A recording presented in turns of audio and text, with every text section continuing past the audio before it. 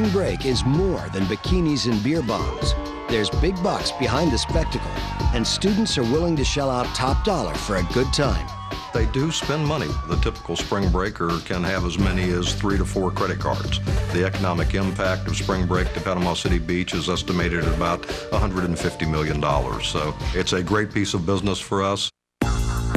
Because they're so willing to spend cash, students become targets for swindlers offering deals too good to pass up.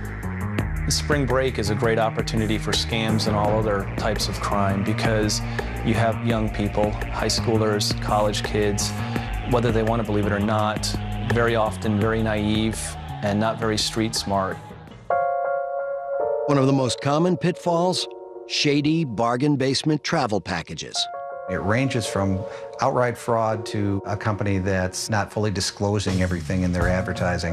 And what's more often the case is that there is misunderstandings that come up between what the buyer thinks they're buying and what the seller thinks they're selling.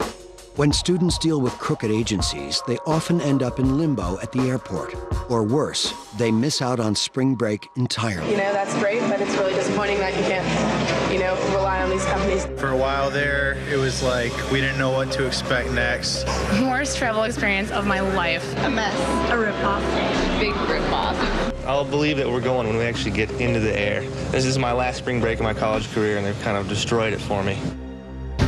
Even if travel goes according to plan, there's plenty of other ways students get hustled. Hotels sell packages. They don't sell a room price, they sell a per person price.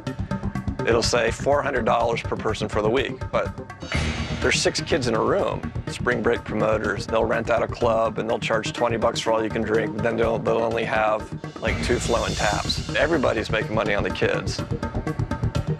It's not just students who get taken for a ride. It's right on the edge of being totally out of control. When spring breakers collide with other vacationers, the impact can be tragic.